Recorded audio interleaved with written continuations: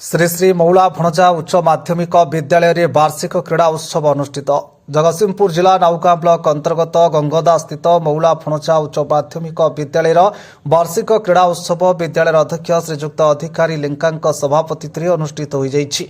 विद्यालय वरिष्ठ अध्यापक प्रताप कुमार मिश्रा उत्सवर अतिथि परिचय प्रदान करथिबा बेले अध्यापक निरंजन विश्वाल विद्यालय विवरणी पाठ करथिले। ए उत्सव में मुख्य अतिथि भाव जगतसिंहपुर सांसद मान्यवर श्रीजुक्त विभू प्रसाद तराई, विशिष्ट अतिथि भाव जगतसिंहपुर विधायक श्रीजुक्त अमरेन्द्र दास, मुख्य वक्ता भाव ओडिशा विधानसभा सचिव श्रीजुक्त दाशरथी शतपथी, सम्मानित अतिथि भाव विद्यालय प्रतिष्ठाता सभापति रवीन्द्र कुमार ओझा, समाजसेवी उपेन्द्र कुमार विश्वाल, समाजसेवी नीलुराम जेना जोग देइथिले। उक्त विद्यालय वार्षिक क्रीड़ा में विभिन्न विभाग में कृतित्व अर्जन करिथिबा छात्र छात्री को मान्यवर विधायक और मान्यवर सांसद पुरस्कार प्रदान करने सहित आगामी दिन में पाठ पढ़ा सहित खेल को गुरुत्व दे ब्लॉक जिला और राज्यर ना रखापी विद्यालय छात्र छात्री को आह्वान देते। उत्सव में विद्यालय समस्त छात्र छात्री समस्त अध्यापक अध्यापिका और अंचल मुरबी माने जोग देथिबा देखा मिली। जगतसिंहपुर वैष्णव राणों रिपोर्ट, तुलसी क्षेत्र न्यूज।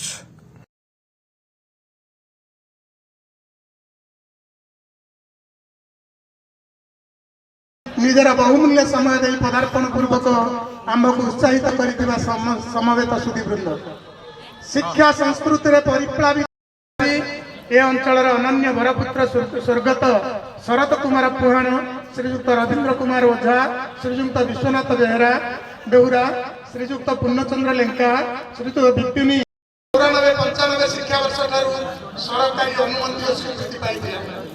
परवर्ती पर्याय वाणिज्य भित्तिक अर्थनीतिर चाहिदा को दृष्टि रखी श्री श्री मौला भणजा उच्च माध्यमिक विद्यालय गंगदा नाउगां जगतसिंहपुर वार्षिक क्रीड़ा उत्सव 2025 मानव जगतसिंहपुर वार्षिक क्रीड़ा उत्सव 2025 मानपत्र श्रद्धा भाजनेशु श्रीमान रंजन कुमार मल्लिक तिरुणा टेंटोई ताहले ता बाप माँ हूँ ता परिवार कहीं मृत्यु मुखरे पड़े।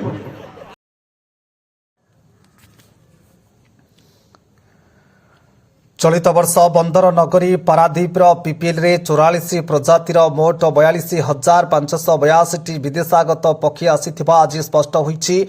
प्रतिवर्ष परि चलित वर्ष आज वन विभाग पक्षरु पीपीएल कारखाना मध्य से पक्षी गणना होइतिला। विदेशागत पक्षींक पई एठारे अनुकूल परिवेश सृष्टि होइतिबारु चलित वर्ष पूर्व वर्ष अपेक्षा ढेर अधिक विदेशागत पक्षींक आगमन होइछि। पक्षीमानक कलराबरे एवं सारा कंपानी अंचल कोलाहल सृष्टि होइतिबा बेले पक्षी प्रेमी माने मध्य बेस उत्साहित होइछन्ति।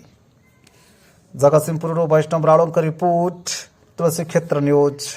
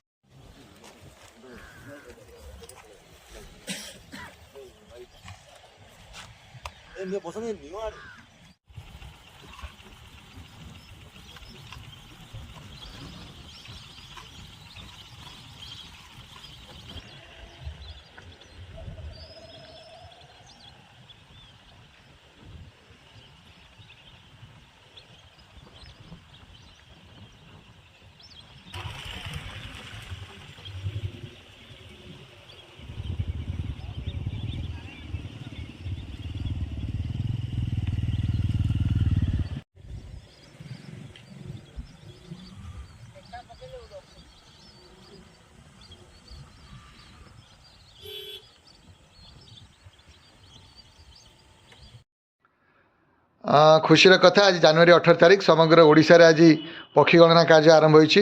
जेपरि सबु जगार पक्षी गणना चिलिका भितरकनिकार होईछि सेबळे आज आम पीपीएल कैंपस रे मध्य कुजंग रेंज ऑफिसर श्री कार्तिकेश्वर खंडे तत्वावधान में दुईटी टीम आसी पक्षी गणना कार्य आरंभ करते। प्राय सकाळ 5टा 6टा आसी टीम पहुँची एवं से पक्षी गणना कार्य काम आरंभ करते। सुरुखुरूपे ता 12टा 1 सुधा सरी समग्र एरिया से बुली जो मैंने पक्षी बहुल जो जगह गुड़िक आम कैंपस भितर अच्छी ताकू से देखी तो यथरक पक्षी संख्या आशानुरूपक भाव रही जेहेतु ठंडा बढ़ी होता एवं गणना भी टे लेट हो तथापि पक्षी अच्छा जाना पक्षी गणना कि फाइनाली आज संध्या सुधा जहाँ रिपोर्ट आमको देले से आम 44 प्रकार स्पेसीस प्राय 42,582 पक्षी ପିପିଏଲ୍ର ଆମର ଏଇ ସ୍ଥାନରୁ ସେମାନେ ଗଣନା କରିଛନ୍ତି ଏବଂ ତାହା ଆମ ପାଇଁ ବହୁତ ଉତ୍ସାହଜନକ।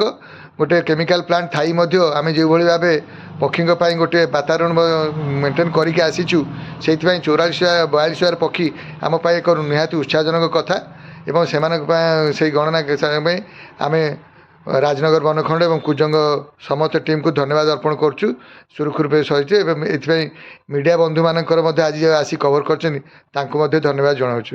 ଧନ୍ୟବାଦ।